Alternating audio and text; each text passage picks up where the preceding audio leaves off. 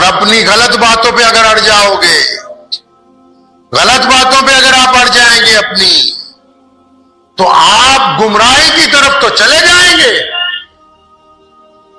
आप गुनहगार तो बन जाएंगे, आप नुकसान तो उठाने लगेंगे, लेकिन दुनिया की नजर में और खुदा की नजर में आप कभी कामयाब नहीं हो सकते।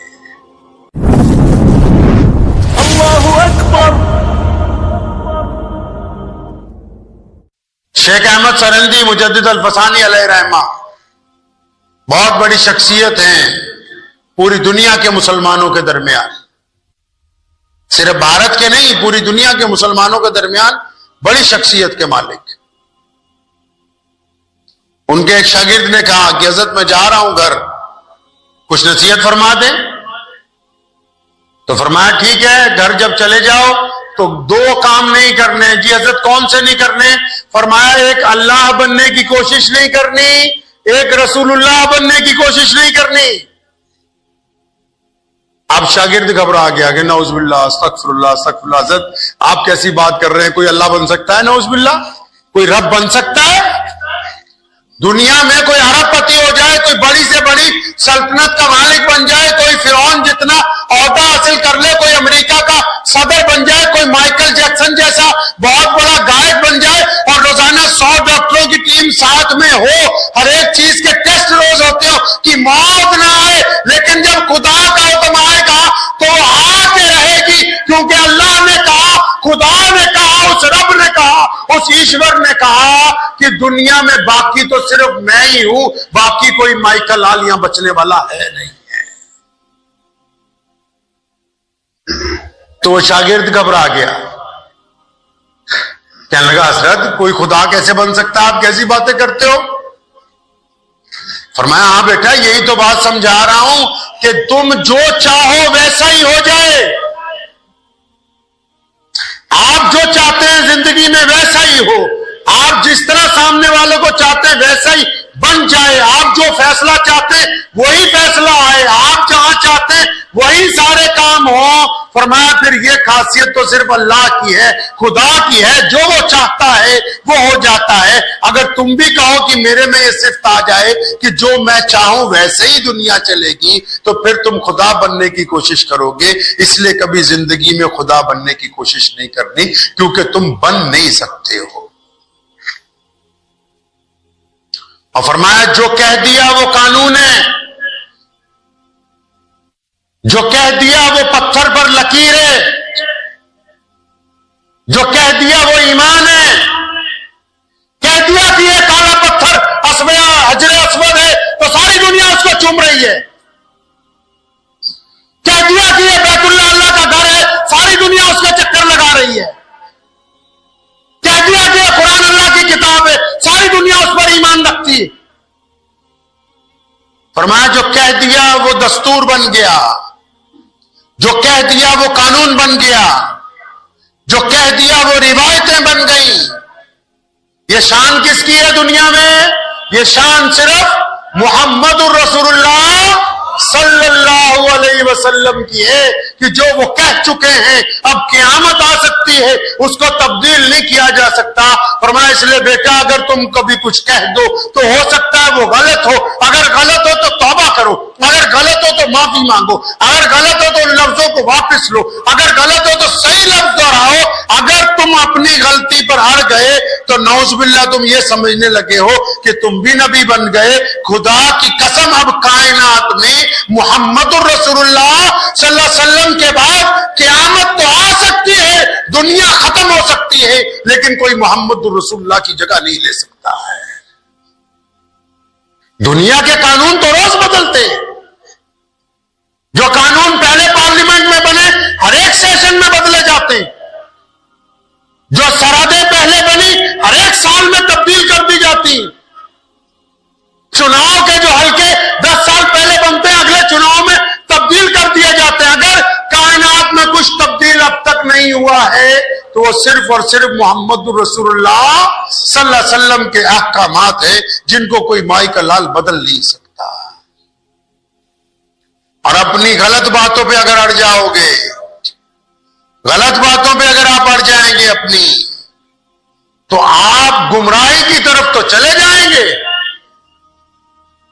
आप गुनहगार तो बन जाएंगे, आप नुकसान तो उठाने लगेंगे, लेकिन दुनिया की नजर में और खुदा की नजर में आप कभी कामयाब नहीं हो सकते।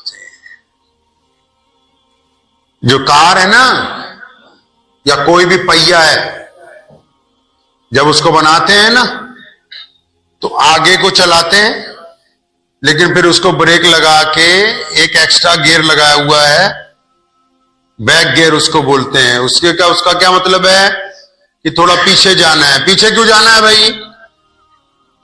पीछे तो इसी सूरत में जाना है ना कि आगे रास्ता नहीं है, या इस सूरत में जाना है गलत तरफ मुड़ गए, या इस सूरत में जाना है गाड़ी गलत ट्रैक पर चली गई है। और अगर पिछला गियर ना हो, गलती से वापस आने का रास्ता ही ना हो, सिर्फ आगे दौड़ने के रास्ते हो, तो फिर तो गाड़ी खाई में गिरने वाली है, गाड़ी का तो हादसा होने वाला है, गाड़ी मंजिल पे ही नहीं पहुंचेगी। इसलिए उसने भी, इंजीनियर ने थोड़ी अकल लड़ाई, कुरान हदीस पढ़ा, उसको समझ आई बात कि गलतियों को मानेंगे तब सीधे रास्ते पे जाएंगे, अपनी गलती को तस्लीम करेंगे तो गाड़ी ट्रैक पर आएगी। अगर गलती पर अड़ गए फिर तो मंजिल मिलने वाली नहीं है। कौम के लीडरों के भी अंदर भी क्या तकलीफ है, परेशानी है, उनकी भी परेशानी यही है, व्यापारियों की भी परेशानी यही है, तबाह हो जाएंगे कारोबार में, गलती नहीं मानेंगे। कौम तबाह हो जाएगी सियासत में, गलती नहीं मानेंगे, माशरा बर्बाद हो जाएगा। कईयों के माँ बाप अड़े हुए हैं कि हम नहीं तेरी शादी होने देंगे फला जगह, बोलिए हम तो अपनी गलती पे अड़े ही रहेंगे, इसकी उम्र निकल जाए। और कईयों की औलाद फंसी हुई है कि माँ बाप जहां कहेंगे हम वो नहीं काम करने के, चाहे हमारी जिंदगी बर्बाद हो जाए तो कोई बात नहीं, होने दो। जो अपनी गलती पर अड़ा हुआ है वो खसारे में है, नुकसान में है। जो गलती को तस्लीम करते हैं, जो तौबा को पसंद करते हैं, अल्लाह को वो बंदे पसंद हैं, नबी अलैहिस्सलाम को वो बंदे पसंद हैं जो अपनी गलती को मान ले, अपने रब की तरफ रुजू करें, अपने साथियों के साथ रुजू करें, अपने घर वालों से रुजू करें, तो वो उनकी जिंदगी आसान बनने वाली है और उनकी गाड़ी सीधी मंजिल पर जाने वाली है। अब ये फैसला हमको करना है, क्या हम गलती के ऊपर अड़े रहेंगे या अपनी गलती को तस्लीम करके अपने सीधे रास्ते के ऊपर चलना शुरू कर देंगे। एक्सक्यूज नहीं, मैं अपने दोस्तों को, अजीजों को, सबको समझाता हूं, वजह ना बताओ। हम जब अल्लाह के आगे जाते हैं ये थोड़ी कहते या अल्लाह बड़ी गलती से जिना हो गया था, नहीं, ये गुनाह है, हम अपनी गलती तस्लीम करने आए। तुम्हारे जिम्मे कोई काम लगा है, पूछ रहा है सामने वाला, मालिक पूछता है, सरपरस्त पूछता है, इंचार्ज पूछता है क्यों नहीं किया, अब 10 वजह बता रहा है। वो जी मैं लेट हो गया था जी, वो जी फलां ने रोक लिया था जी। अरे भाई, ये जितने गाने तू गा रहा है, जितनी वजूहात तू बता रहा है, ये सब झूठ है, सब बेईमानी है, धोखा है। सीधा जाके सरेंडर करो, कहो जनाब मुझसे गलती हो गई, आइंदा मैं गलती। अब इस छोटे से लफ्ज से फायदा हुआ कि एक तो झूठ नहीं बोलना पड़ा, खुद झूठ बोलते तो 4 बंदों को और बीच में लाते। दूसरा यह कि सामने वाले को नाराजगी 1 मिनट में दूर हो जाएगी। अगला कहेगा जब ये गलती मान रहा है, अगर आप गलती नहीं मानेंगे, नई नई किस्से सुनाएंगे, तो वो भी नए नए सवाल करेगा। जितने तुम सवाल करोगे उतने वो करेगा, जितना तुम सवाल करके झूठ बोलोगे वो उतना झूठ को पकड़ेगा, और आप परेशानी में से निकलने की बजाय जिल्लत का सामान करके उस दफ्तर में से, उस घर में से बाहर निकलेंगे। मादा पैदा कीजिए, हिम्मत जुटाइए गलतियां मानने की। और कुछ लोग दूसरों की वजह से गलतियां कर रहे हैं कि मैं फलां को अच्छी जिंदगी दूंगा, फलां का ये कर दूंगा, जो खुद बर्बाद हो जाएं, गुनहगार बन जाएं और सोचे दूसरों का फायदा होने वाला है, तो पहले कब्र में अकेले जाना है, साथ में कोई नहीं आना। तो ज़हन नशीन कर लीजिए इस बात को। इज्जतदार सिर्फ वही नहीं है जो अड़ गया है, इज्जतदार सिर्फ वही नहीं है जो अपनी बात को लेकर अड़ा हुआ है, नहीं, इज्जतदार बंदा वो है जो ताकत होने के बावजूद अपनी गलती को मान लेता है, जो अपनी गलती की वजह आगे वजह नहीं बताता कि ये हो गया वो हो गया, दो लफ्जों में कहता है कि ये मेरी कोताही है, मैं गलती है, आइंदा मेरे से ये नहीं होगी। तो ऐसे बंदे को अल्लाह करीम अच्छा इंसान समझते हैं। तो अपनी जिंदगी को टटोलना है, अपनी जाती जिंदगी को, हमें खुद अपने आप को अंदर देखना। हम गुनहगार हैं, हमें पता है कि हमने कहां गलती की है, और हमें यह भी पता है कि कहां मान जाएंगे तो जिंदगी आसान हो जाएगी। एक डॉक्टर से ज्यादा बंदा अपने जिस्म को खुद जानता है।